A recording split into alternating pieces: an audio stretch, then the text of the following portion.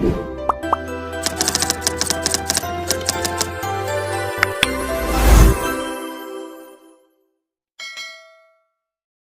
di sini akan sedikit ya, hanya sedikit mengulas kaitannya dengan dapodik dan kurikulum gitu.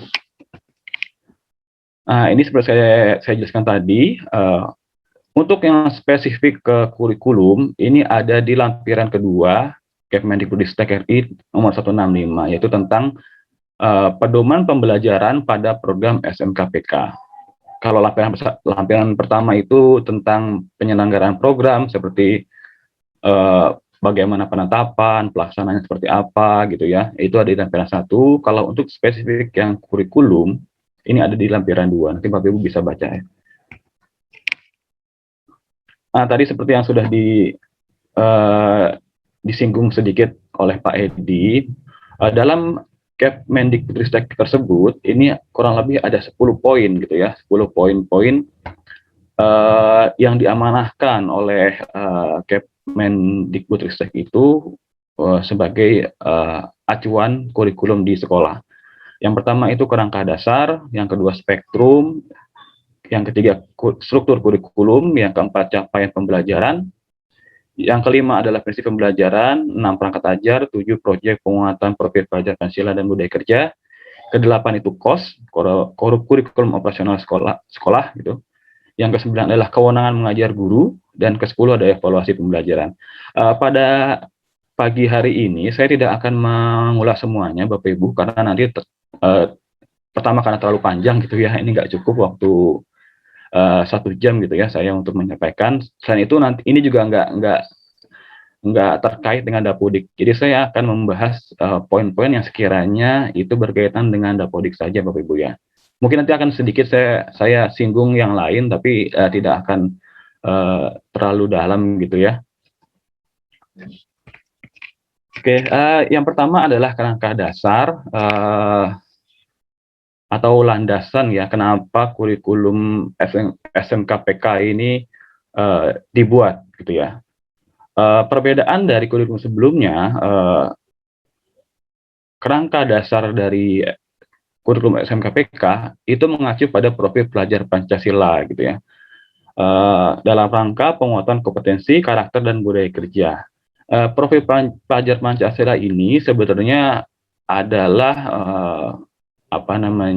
cita-cita dari pendiri bangsa kita, khususnya Ki Hajar Dewantara itu menjabarkan gitu, profil pelajar Pancasila adalah sebagai perwujudan pelajar Indonesia sebagai pembelajar gitu ya, pembelajar sepanjang hayat. Jadi belajar sepanjang hayat yang memiliki nilai karakter sesuai nilai-nilai Pancasila. Nah, nilai Pancasila itu di breakdown gitu, di breakdown ke dalam 6 dimensi, yaitu beriman, bertakwa dan berakhlak mulia, berkebinekaan global, bergotong royong, mandiri, benar kritis, dan kreatif. Jadi ini 6 dimensi dari profil pelajar Pancasila. Nah, nanti output dari siswa-siswa SMK atau siswa-siswa sekolah lah ya, itu adalah mencakup 6 dimensi ini.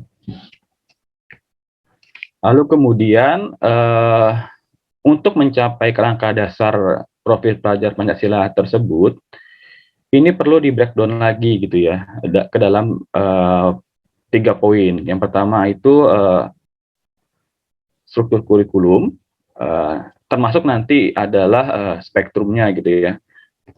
Struktur kurikulum yang menjelaskan mapel-mapel gitu ya.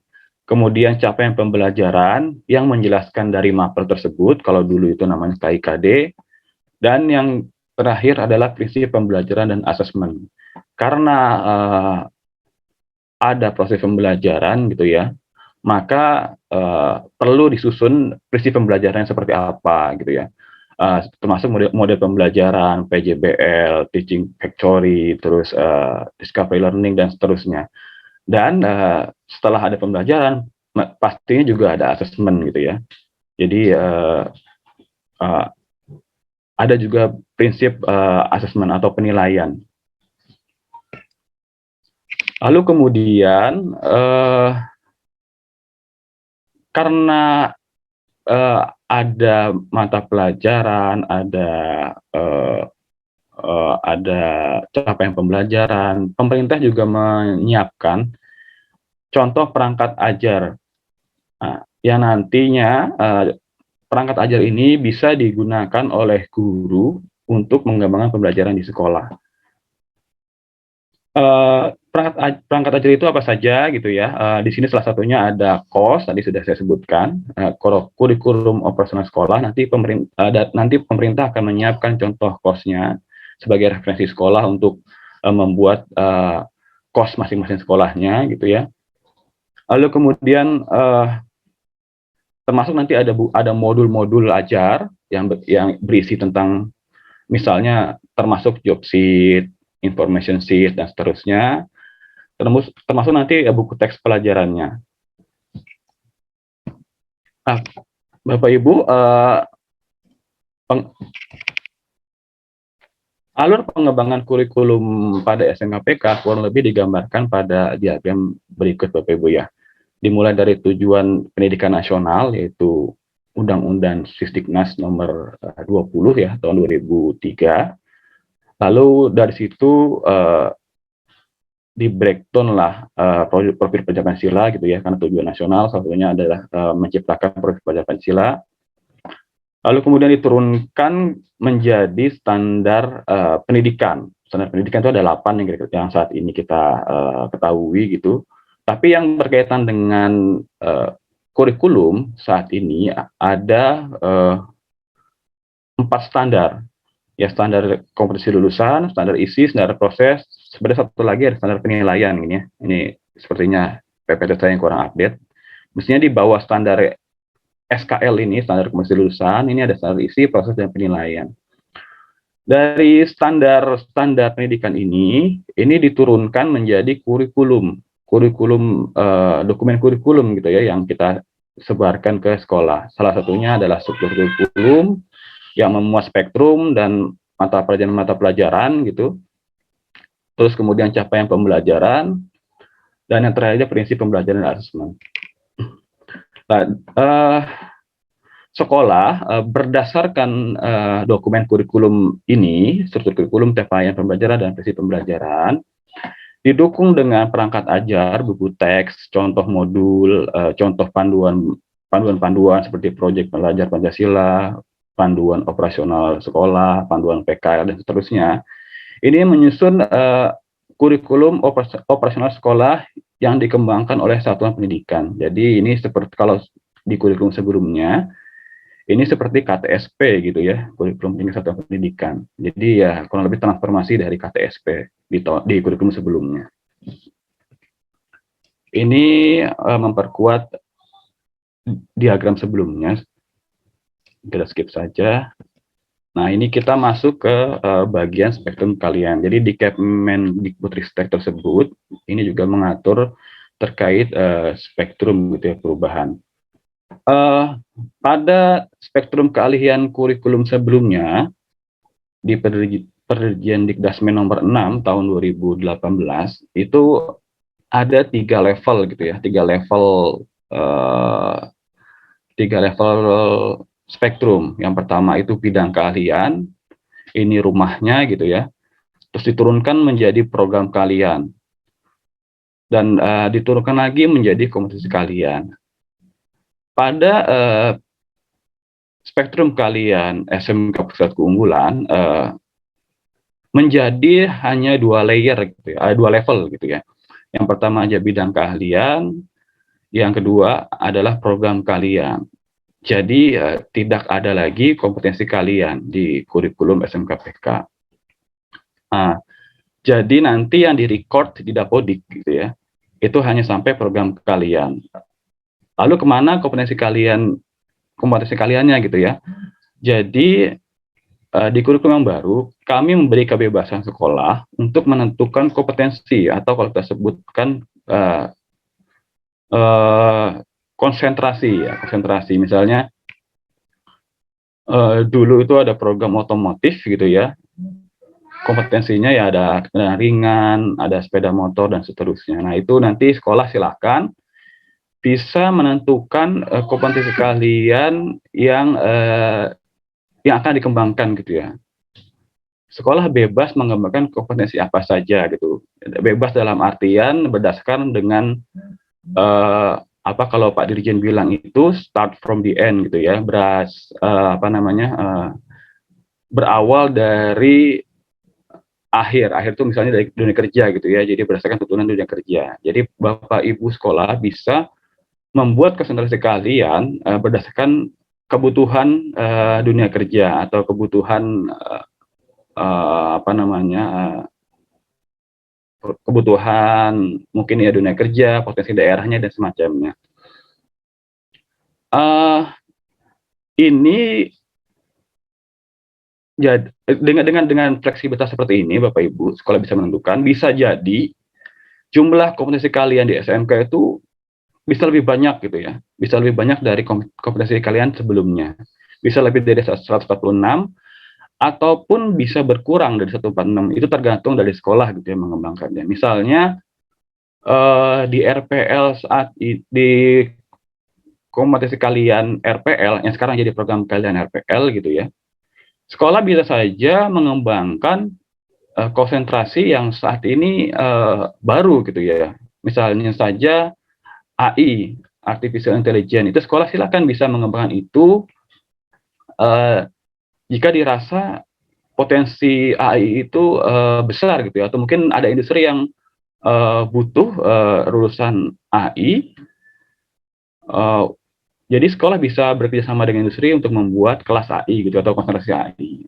Atau mungkin bisa jadi konsentrasi di sekolah Bapak Ibu atau teknologi atau konsentrasi yang ada sekarang gitu ya sudah tidak relevan lagi gitu, seperti beberapa kasus dulu tuh di telekomunikasi itu ada teknik switching gitu ya, pada telekomunikasi itu sudah tidak relevan lagi, itu ya tidak perlu dikembangkan lagi. Bapak Ibu silakan mengembangkan konsentrasi yang lebih relevan atau yang lebih update gitu ya. Ini kita kasih kebebasan seperti itu.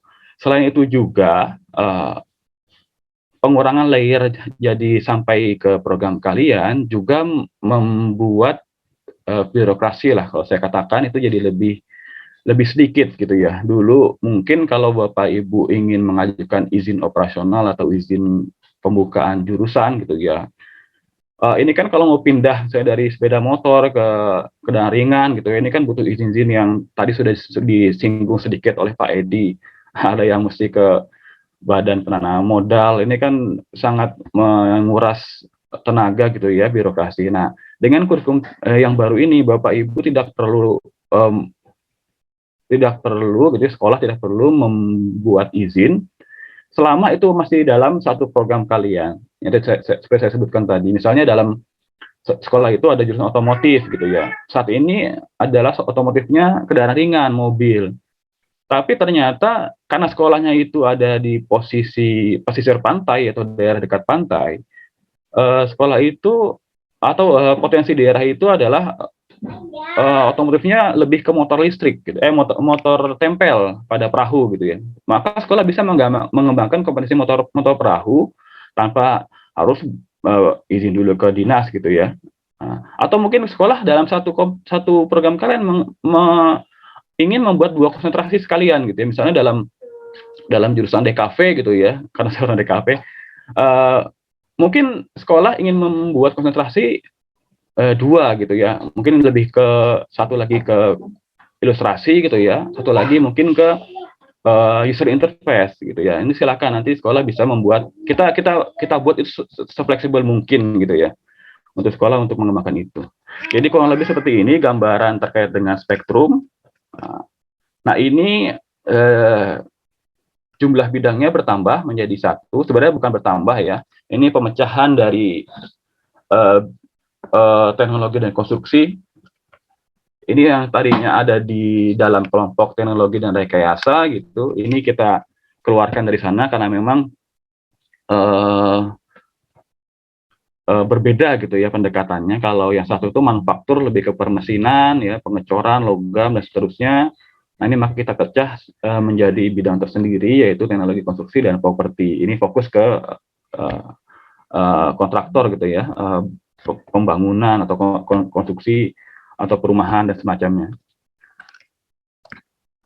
Ini list atau daftar program kaliannya. Sebenarnya ini adalah program kalian di kurikulum sebelumnya gitu ya. Ini tidak banyak berubah. Mungkin ada beberapa yang apa namanya merger gitu ya, yang tadinya nggak ada jadi merger. Tapi secara umum kurikulum atau spektrum yang sebelumnya itu tidak berubah, Bapak Ibu, tidak hilang, tapi memang bertambah satu program, yaitu di usaha pertanian terpadu di nomor 6.4 ini ada jurusan baru atau program kalian baru, yaitu usaha pertanian terpadu. Jadi yang tadinya awalnya 49 program kalian menjadi 50 program kalian, itu karena ada tambahan dari jurusan UPT, usaha pertanian terpadu. Secara garis besar tidak ada yang berubah, Bapak Ibu, hanya remapping saja. Jadi seperti diskusi kemarin dengan perwakilan dinas provinsi gitu ya.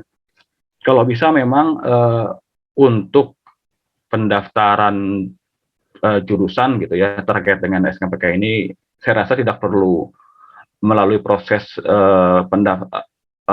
administrasi ke dinas yang lain gitu ya, atau mungkin yang melalui proses administrasi seperti buka baru, karena secara esensial ini nggak ada pengurangan jurusan gitu ya, jadi hanya remapping saja. Jadi saya rasa cukup nanti keterangan itu sudah bisa jadi acuan teman-teman dari sekolah gitu ya, untuk mengkonversi gitu ya, jurusan yang lama menjadi jurusan yang baru. Tapi nanti mungkin bisa dijelaskan lebih detail ya, mungkin bukan di sesi ini karena saya juga mungkin kurang paham terkait regulasi tersebut. Tapi menurut gambaran saya seperti itu, karena pengalaman di kurikulum 2013 revisi di 2016 gitu ya, ini juga kita membuat surat edaran ke dinas gitu ya, dan tidak perlu ada pendaftaran ulang jurusan gitu ya, hanya konversi saja, dan itu saya rasa nggak ada masalah gitu ya. Semoga di kurikulum SMK ini juga skemanya seperti itu juga gitu. Ini kurang lebih list jurusannya, list program kaliannya. Nanti Bapak Ibu bisa baca lebih detail di Kemendikbudristeknya. Secara garis besar tidak ada yang berubah gitu, masih sama, hanya yang tadinya ke kompetensi kalian itu hilang menjadi program kalian gitu Bu ya. Terus di dalam Kemendikbudristek tersebut juga kita sudah buatkan tabel konversi spektrum kalian pusat keunggulan terhadap spektrum kalian yang lama gitu. Jadi ini juga bisa sebagai acuan untuk sekolah yang tadinya jurusannya masih konsentrasi menjadi program kalian, kemana larinya gitu ya. Misalnya teknik geomatika itu ya nanti di Dapodiknya gitu ya, program kaliannya teknik geospasial gitu. Nanti konsentrasinya silakan teknik geomatika atau informasi geospasial. Terus teknik ketenaga listrikan juga seperti itu, nanti program kaliannya teknik ketenaga listrikan, nanti yang dulu adalah kompetensi kalian jaringan tenaga listrik, teknik instalasi tenaga listrik, itu masukin nanti ke program kalian teknik ketenaga listrikan. Jadi kurang lebih seperti itu untuk pengorganisasian konversi spektrumnya. Ini kita sudah buat semua, jadi jangan khawatir gitu ya, Bapak Ibu bisa merefer ke sini untuk mengacu ke sini gitu. Untuk kemarin kompetensi saya misalnya DKV gitu ya, ini kemana, ternyata DKV menjadi kompetensi sendiri gitu ya, menjadi program kalian tersendiri. Seperti itu. Animasi juga menjadi program kalian tersendiri. Yang mungkin yang agak tricky itu multimedia, karena multimedia itu dia lebih, karakternya bisa agak unik gitu ya. Dia bisa memilih ketiga program kalian gitu ya. Kalau di sini saya coba tampilkan, nah di sini. multimedia itu bisa masuk ke 3 program kalian gitu. Ini mungkin salah satu-satunya kompetensi kalian di kurikulum yang lama yang agak unik gitu ya. Dia bisa milih ketika nanti konversi apakah mau ke DKV, broadcast atau animasi gitu ya. Berbeda dengan yang lain itu sudah kita tentukan gitu. Misalnya teknik produksi minyak dan gas, ya bisanya hanya ke perminyakan gitu, hanya satu aja gitu. Dia nggak bisa ke yang lain gitu. Kalau multimedia ini dia bisa ada 3 pilihan. Kenapa seperti ini? Karena dulu multimedia itu kan eh, apa namanya, disiplin ilmunya cukup cukup banyak ya di dalam. Kalau kita breakdown dari ke KIKD-nya gitu ya, ke materi-materinya itu dalam multimedia itu termasuk yang animasi, broadcast, DKV, dan ada juga materi tentang pemrograman gitu ya, RPL. Nah ini uh, pada kurikulum SMK PK kali ini akhirnya tim-tim dari pengembang kurikulum memutuskan multimedia itu kita hapus gitu ya, kita hapus dan kita beri kesempatan gitu ya untuk jurusan multimedia ini memilih lebih, jadi tadinya itu lebih lebih generik gitu ya, lebih umum gitu. Ini kita minta jurusan multimedia lebih spesifik, apakah dia mau ke DKV, broadcast, dan animasi gitu. Karena masukan dari industri juga, jurusan multimedia ini terlalu banyak yang dipelajari sehingga pemahaman terhadap materinya jadi rendah gitu ya. Makanya kita arahkan multimedia ini untuk lebih lebih lebih spesifik kemana gitu. Ini terkait dengan konversi spektrum. Lalu kemudian struktur kurikulum ini juga ada kaitannya sangat erat dengan Dapudik. Jadi struktur kurikulum pada SMKPK terdiri dari 2 kelompok mata pelajaran atau muatan ya, muatan umum dan muatan kejuruan, dan 1 kurikuler, yaitu proyek penguatan profil pelajar Pancasila dan budaya kerja. Jadi ada 2 kelompok mata pelajaran umum dan kejuruan, dan 1 kurikuler, yaitu proyek penguatan profil pelajar Pancasila. Nah, ini untuk kelompok umum ini mapelnya terdiri dari 6 gitu ya. Pendidikan agama Islam yang budi pekerti, lalu pendidik sampai Konghucu gitu ya. Ada 6 agama gitu yang kita sepakati di Indonesia. Ada 1 lagi tambahan, yaitu pendidikan kepercayaan terhadap Tuhan Yang Maha Esa dan budi pekerti. Ini mengakomodir Permendikbud sebelumnya gitu ya, yang bahwa pendidikan kepercayaan juga perlu kita validasi. Jadi di kurikulum SMKPK ada mapel pendidikan kepercayaan terhadap Tuhan Yang Maha Esa dan budi pekerti. Nanti guru-gurunya dari penyuluh, iya, dan nanti ada kualifikasi tersendiri untuk pendidiknya. Lalu kemudian ada PPKN, Bahasa Indonesia, Pendidikan Jasmani, Olahraga dan Kesehatan, Sejarah, dan Seni. Nah, seni nanti ada pilihan seni, ada 4 pilihan seni. Nah, sekolah bisa pilih gitu ya. Untuk kelompok kejuruan, di sini ada matematika yang tadinya matematika itu masuk ke dalam kelompok umum di kurikulum sebelumnya, dan bahasa Inggris juga. Ini pada kurikulum saat ini masuk ke dalam kelompok kejuruan. Ini harapan kita nanti mapel-mapel matematika dan bahasa Inggris ini bisa menjadi penunjang gitu ya, penunjang mapel-mapel produktif gitu. Lalu kemudian ada mapel informatika. Informatika ini adalah mapel transformasi dari mapel Siskomdik, simulasi dan komunikasi digital.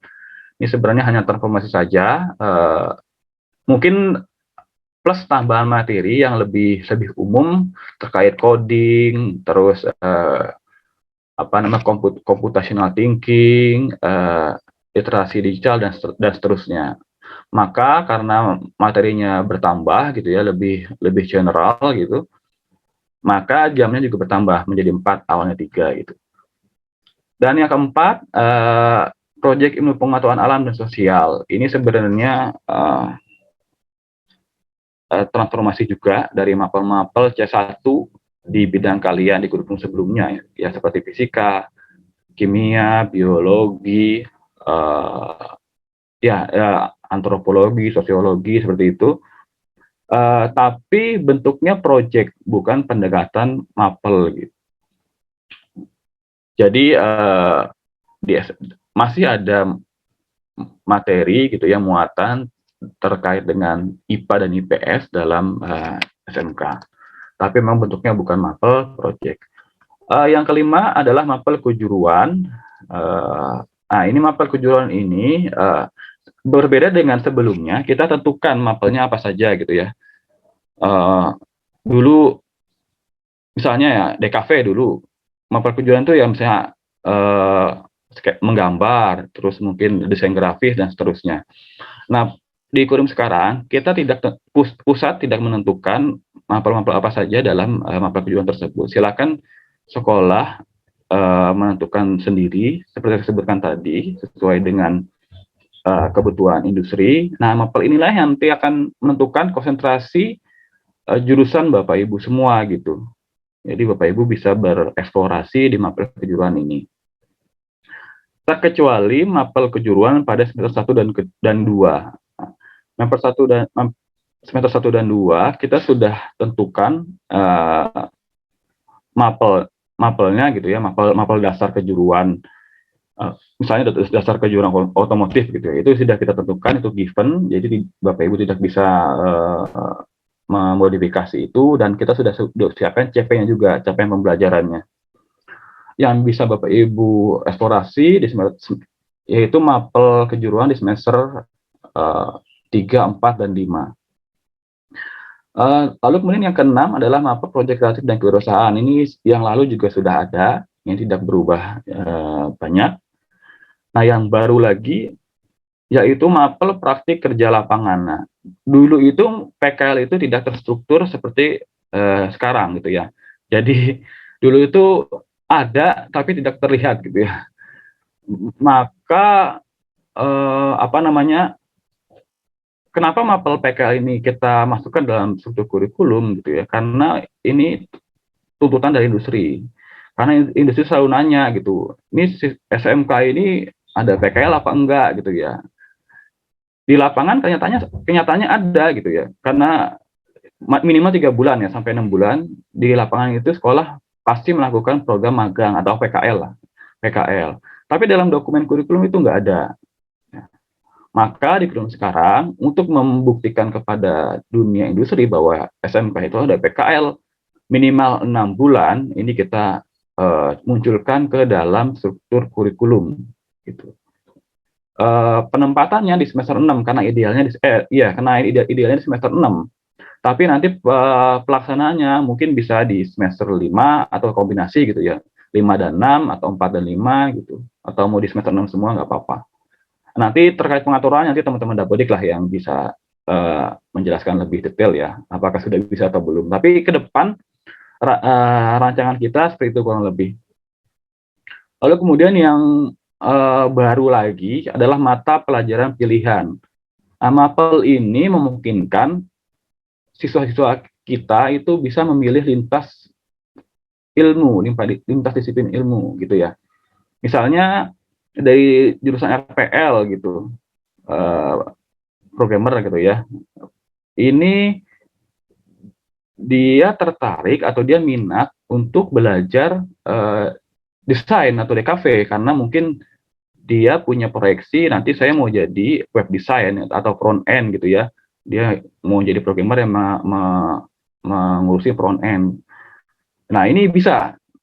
Jadi nanti sekolah bisa membuka atau mungkin bisa mencantumkan mata pelajaran tentang desain. Nah, selama untuk saat ini kita batasi selama sekolah itu punya jurusan desain gitu ya. Jadi kalau sekolah itu nggak punya desain ya nggak bisa ngambil itu ya, karena kan nanti gurunya bagaimana gitu ya. Jadi selama sekolah itu, misalnya dalam satu sekolah ada jurusan RPL, DKV gitu, animasi. Nah, ini nanti bisa saling tukar-tukar materi nih, saling tukar mata pelajaran, dan gurunya pun bisa diakui jamnya mengajar di mapel pilihan ini. Ataupun mungkin pendekatannya bukan ke produktif gitu ya. Misalnya ada sekolah yang proyeksi lulusannya itu ingin me- mengirim lulusannya ke luar negeri atau ke misalnya ke Jepang gitu ya, ke Jepang atau ke Jerman. Mapel pilihan ini bisa digunakan oleh sekolah untuk memasukkan mapel-mapel yang sifatnya penguasaan bahasa asing gitu ya, bahasa Jerman. Tergantung nanti sekolahnya bekerja sama dengan siapa gitu ya. Atau mungkin kalau misalnya sekolah ini pengen fokus ke melanjutkan gitu ya, ini bisa juga. Misalnya untuk melanjutkan ke perguruan tinggi, maka mapel-mapel MIPA gitu ya, itu juga bisa sekolah pilih untuk dimasukkan ke mapel pilihan. Batasannya ya kemampuan sekolah. Kalau sekolahnya tadi seperti saya sebutkan, kalau nggak ada jurusan DKV, nggak ada jurusan animasi, ya nggak bisa ngambil jurusan itu gitu ya. Saat ini dibatasi seperti itu, tapi saya nggak tahu ke depannya apakah mungkin bisa lintas gitu ya, misalnya minjem guru dari sekolah A gitu yang jurusan DKV mengajar di sekolah itu. Tapi saat ini batasan seperti itu. Itu untuk mapel B, ada kita masih ada muatan lokal gitu ya. Muatan lokal saya rasa nggak perlu saya bahas lebih jauh. Dan yang terakhir ini adalah proyek penguatan profil pelajar Pancasila dan budaya kerja. Ini agak sulit nih. Kita singkatnya P4 Pancasila dan BK gitu. Nah, ini bentuknya proyek ya, pendekatannya proyek bukan mapel. Jadi nanti semua guru yang memiliki sertifikat pendidik ya, apapun itu jurusannya, apapun itu mata pelajarannya itu bisa mengampu proyek penguatan profil pelajar Pancasila gitu ya. Nanti kita sudah siapkan 9 tema proyek penguatan pelajar Pancasila dan budaya kerja. Nanti sekolah silakan pilih gitu ya. Nanti saya jelaskan lebih jelas di slide tentang proyek penguatan profil Pancasila dan budaya kerja. Kurang lebih seperti ini struktur kurikulumnya yang ada di Kemendikbudristek. Nah, ada satu hal yang menarik untuk di kolom paling kanan adalah jadwal tahunan gitu ya. Nah, ini mungkin nanti mungkin dari teman-teman W juga bisa menjelaskan. Untuk regulasi gurunya kita sudah siapkan Dirjen GTK tentang beban kerja guru. Di situ kita sudah mendesain gitu ya. Pembelajaran di SMK itu memungkinkan jadwal blok. Jadi nanti mungkin sekolah tidak perlu lagi bikin 2 jadwal gitu ya, yang dilaporkan di Dapodik sama yang dilakukan di lapangan. Selama ini kan begitu kalau lebih sekolah-sekolah yang besar, sekolah-sekolah apalagi sekolah-sekolah yang sudah mengembangkan TEFA atau unit produksi. Ini kan bikin 2 jadwal ya, karena mereka harus ngeblok mata pelajaran produktifnya harus dipisahin nih dengan mata pelajaran agama. Jadi dalam 1 minggu fokus ke produksi, nanti minggu berikutnya fokus ke yang umum ya. Nah, ini untuk regulasi gurunya kita sudah buatkan. Saya rasa sudah selesai, mungkin tinggal proses administrasi tanda tangan saja. Ini yang memuat tentang jadwal blok, kemudian tim teaching. Tim teaching itu dalam artian satu mapel gitu ya, bisa diajar lebih dari 1 guru. Bukan tim teaching itu satu mapel bisa dibantu oleh guru lain gitu ya, jamnya dibagi yang sama, tapi enggak. Jadi satu mapel, misalnya mapel IPAS gitu ya, mapel proyek ilmu pengetahuan alam sosial, itu bisa dibagi atau diampu oleh lebih dari 1 guru. Misalnya fisika 2 jam, kimia 2 jam, biologi 2 jam, jadi total 6 jam. Itu konsep teaching seperti itu yang saat ini kita susun gitu ya, kita tetapkan. Bukan teaching bagi-bagi jam gitu ya. 6 jam dapat yang fisika, kimia, biologi 6 jam semua, enggak. Kalau itu jelas itu melanggar peraturan gitu ya. Nah, jadwal blok ini juga kita atur juga gitu ya. Nah, untuk bisa digeser-geser. Nanti untuk lebih jelasnya dari tim Dabrik, tapi memang ini desain kita gitu. Nanti progres seperti apa nanti tim Dabrik akan mungkin melaporkan gitu ya. Ini kurang lebih perbandingan struktur kurikulum SMK yang lama dengan yang baru. Memang secara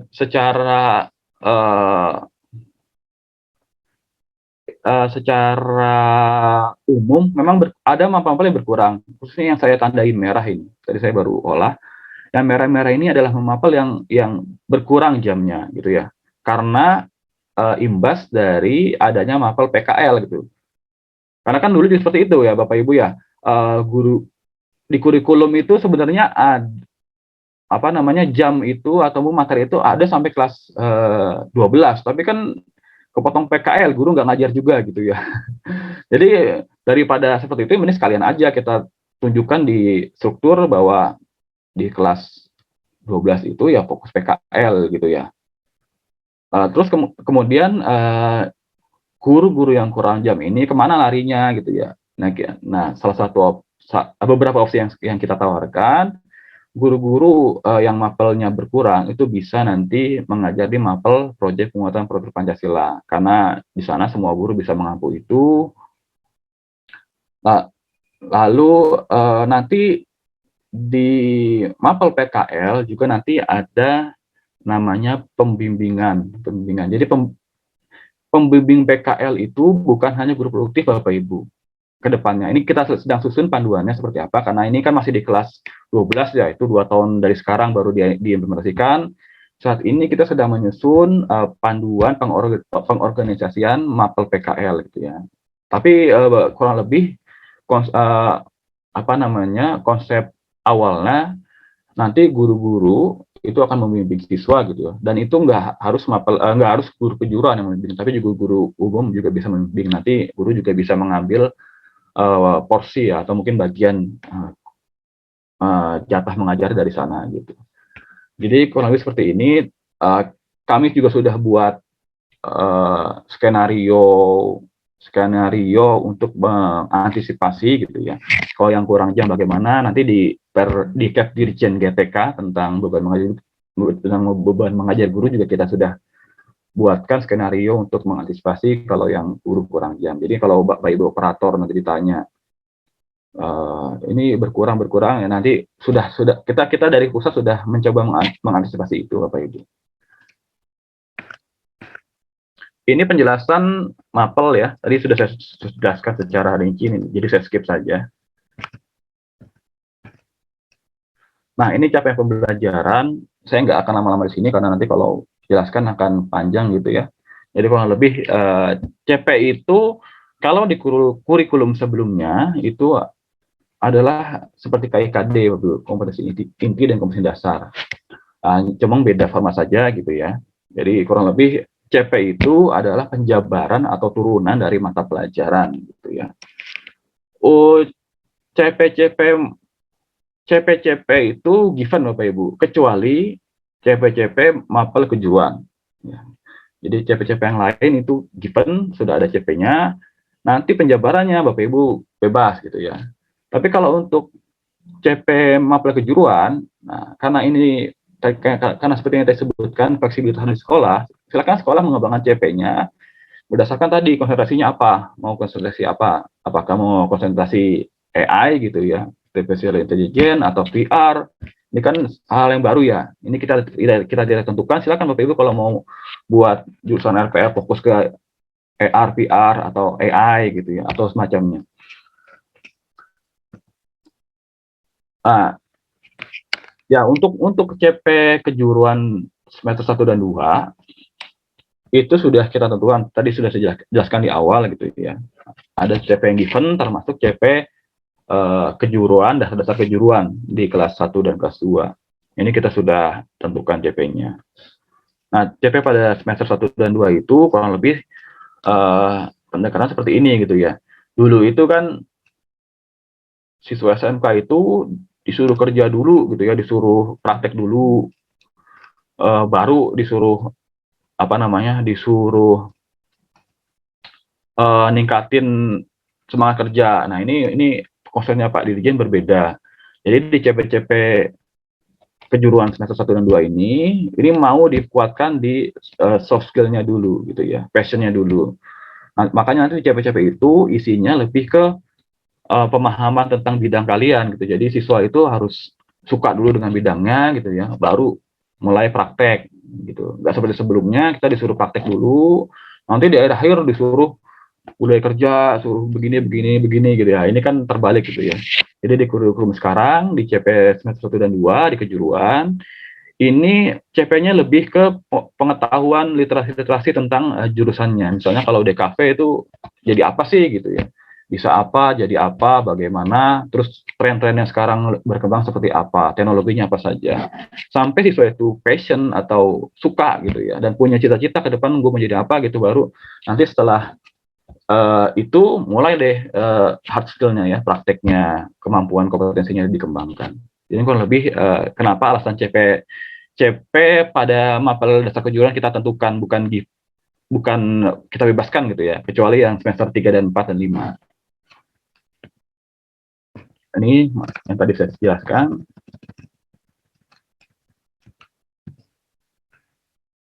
Ini prinsip pembelajaran, saya rasa saya skip saja ya. Ini agak panjang nanti. Nah, perangkat ajar, seperti yang saya sebutkan tadi di atas, nanti kita akan buatkan contohnya, contoh perangkat ajar. Nah, ini salah satunya buku teks utama, pendamping, dan seterusnya. Lalu kemudian ada juga modul ajar yang tadi saya jelaskan, isinya ada alur tujuan pembelajaran, nanti termasuk isinya job sheet gitu ya, job sheet, worksheet, information sheet, dan seterusnya. Kita buat contohnya, nanti sekolah silakan mengembangkan. Ya.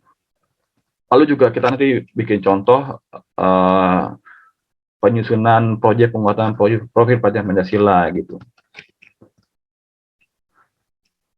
Masuk ke bagian 7, Bapak Ibu, seperti saya sudah jelaskan tadi, tentang proyek profil pelajar Pancasila. Ini sebenarnya tidak hanya di SMK, tapi juga ada di jenjang yang lain, SD, SMP, SMA.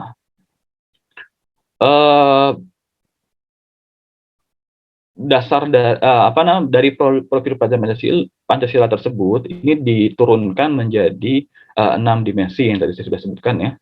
Beriman, bertakwa, mandiri, beranak kritis, berkebinekaan global, bergotong royong, dan kreatif. Nah, ini kalau dijabarkan seperti ini kurang lebih ya.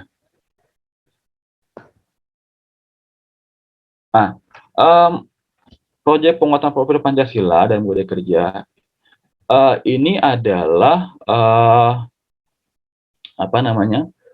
program lintas disiplin ilmu yang kontekstual berbasis pada kebutuhan dunia kerja. Nah, bedanya dengan proyek Pancasila jenjang yang lain, untuk di SMK kita ada tambahan budaya kerja gitu, karena itu adalah karakteristik dari sekolah menengah kejuruan gitu ya. Kita tambahkan selain penguatan profil pelajar Pancasila, itu ada juga budaya kerja. Nah, bentuknya adalah kokurikuler. Ya, kita ketahui di dalam sekolah kan ada 3 ya. 3 pendekatan, yaitu intrakurikuler, ekstrakurikuler, dan kokurikuler gitu ya. Kemudian dari profil pelajaran Pancasila tadi yang saya sebutkan 6 dimensi gitu ya. Ini di breakdown lagi menjadi kalau di SD, SMP, SMA itu 7 tema: gaya hidup berkelanjutan, kearifan lokal, Bhinneka Tunggal Ika, bangun jiwa dan raga, suara demokrasi, dan berkarya dan berteknologi, dan kewirausahaan. Ini yang ada di SD, SMP, dan SMA. Untuk SMK itu ada tambahan 2 tema. Ya, tema. Jadi dari tema tadi kebekerjaan itu, budaya kerja, di breakdown menjadi 2 tema, yaitu kebekerjaan dan budaya kerja. Gitu. Nah, nanti sekolah ini diminta untuk wajib memilih 2 tema yang khusus, yang khas SMK, yaitu kebekerjaan dan budaya kerja. Ini wajib diambil oleh sekolah. Sisanya sekolah boleh memilih minimal satu berarti bisa lebih dari 1 Bapak Ibu ya. Minimal 1 tema yang umum, yang di atas ya 1-7 itu sekolah bisa memilih lebih dari 1 tema. Jadi kalau dirasa tema kebekerjaan budaya kerja masih kurang gitu, atau mungkin kebekerjaan budaya kerja dan 1 tema umum masih kurang, silakan Bapak Ibu gitu ya, sekolah bisa memilih lebih dari 1 untuk yang tema umumnya. Nah, ini adalah perbedaan gitu, proyek penguatan profil pelajar Pancasila budaya kerja dengan yang ada di SD, SMP, dan SMA. Nah, ini terkait dengan cost, ini saya agak cepat saja karena ini agak panjang isinya. Yang tadi seperti saya sudah jelaskan tadi, cost itu kalau mengacu pada kurikulum sebelumnya itu seperti KTSP gitu, kurikulum tingkat satuan pendidikan. Nanti sekolah diminta membuat visi misi, terus jadwal gitu ya, sampai RPP gitu ya. Jadi ini adalah transformasi dari KTSP sebelumnya. Ini kurang lebih isinya seperti ini, karakteristik suatu pendidikan, visi misi, pengorganisasian, gitu, rencana pembelajaran, pendampingan, dan lampiran. Ini kurang lebih contoh kosnya, saya tidak akan lama di sini, ini nggak terkait dengan Dapodik soalnya. Ini yang mungkin akan banyak pertanyaan di sekolah ya, kewenangan mengajar guru. Jadi saya sampaikan di forum ini Bapak Ibu, di Kemendikbudristek tersebut juga kami sudah membuat pemetaan kewenangan mengajar gurunya. Jadi karena kurikulumnya berubah atau spektrumnya berubah, mapelnya juga berubah, kami sudah mengantisipasi hal tersebut dengan membuat pemetaan kewenangan mengajar guru terkait dengan kurikulum SMK PK. Gitu ya.